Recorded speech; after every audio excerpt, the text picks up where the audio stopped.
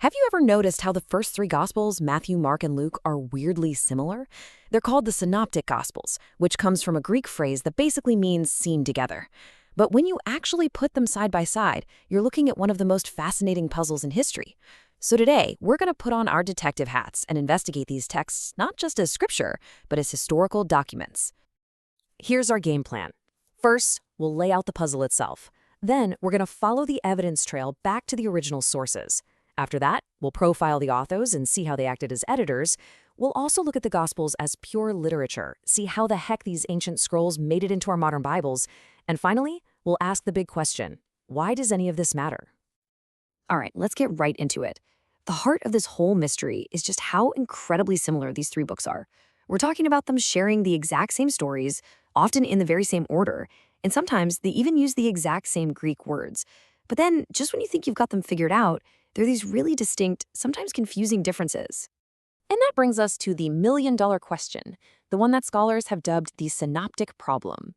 This is the question that kicks off our entire investigation.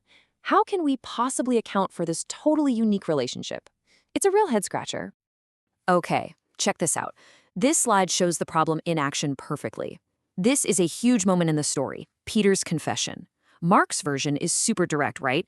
You are the Christ. Simple. But then you look at Matthew, and he adds this major theological statement, the Son of the living God. And look, he has his own spin too, the Christ of God. They're all telling the same story, but the details are different. So which one came first? To answer a question like that, we have to become investigators. And the first thing any good detective does is trace the sources. For biblical scholars, this means pulling out a special tool called source criticism. Put simply, source criticism is the detective work of figuring out who was borrowing from whom.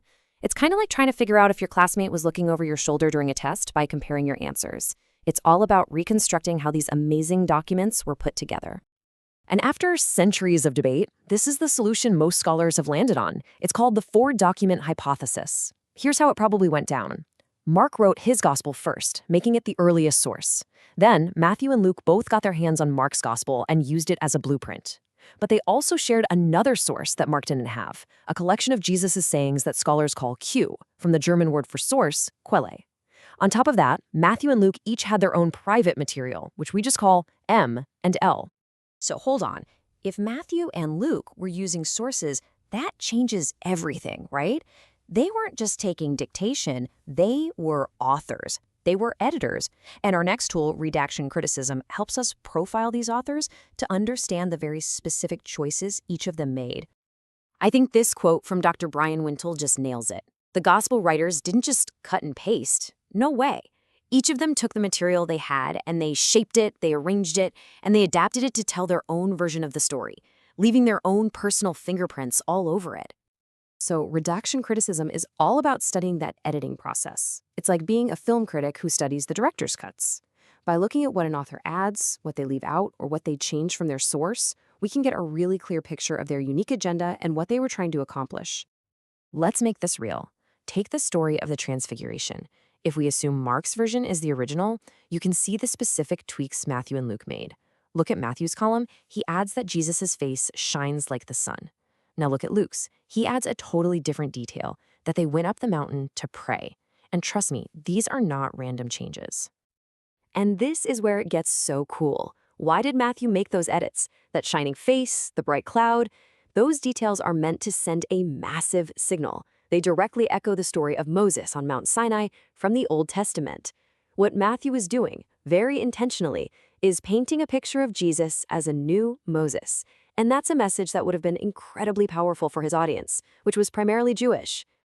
Okay, so up to this point, we've been digging behind the text for clues about sources and authors. But there's another, totally valid approach called narrative criticism, which doesn't dig at all. It just looks at the final, finished story and analyzes it as a piece of literature. I absolutely love this analogy. The historical methods we've been talking about treat the text like a window. We're trying to look through the words to see the history behind them. But narrative criticism treats the text like a mirror. We're not looking through it, we're looking at it, studying its reflection. We analyze the finished story, the plot, the characters, the setting, to see what kind of effect it has on us, the readers. So, a narrative critic doesn't really care which version of Peter's confession came first. Instead, they're asking questions like, how does the character of Peter grow and change throughout Matthew's story? Or what's the role of the transfiguration scene in Luke's larger plot?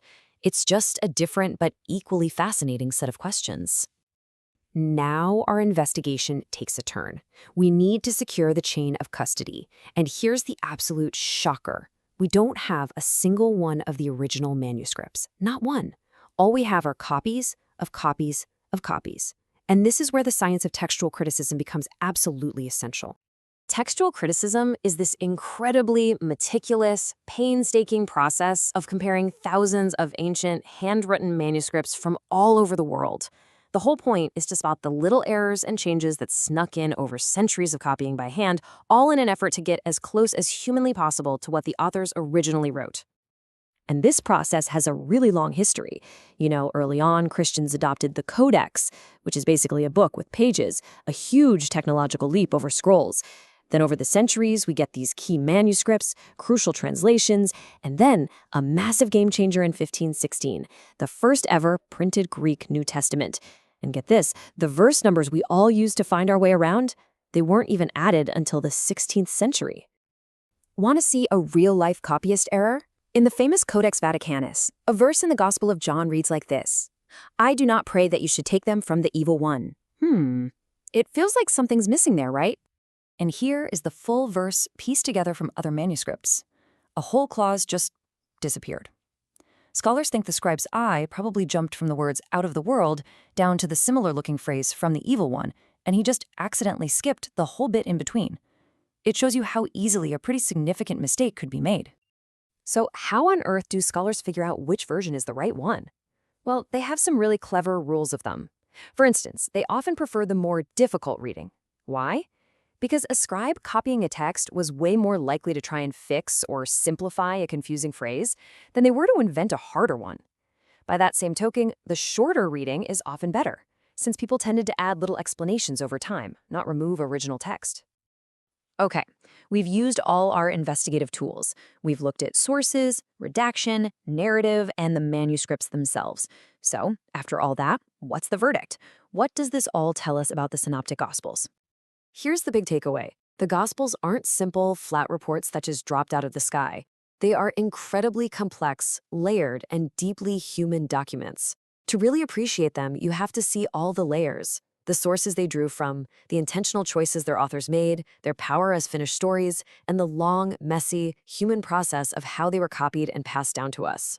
So I want to leave you with this one final thought. Instead of making these texts seem less reliable, this whole investigation, for me at least, reveals this unbelievably rich and dynamic history behind the words on the page. So the question is, does knowing the incredible story of how these stories were built, does that change how you read them?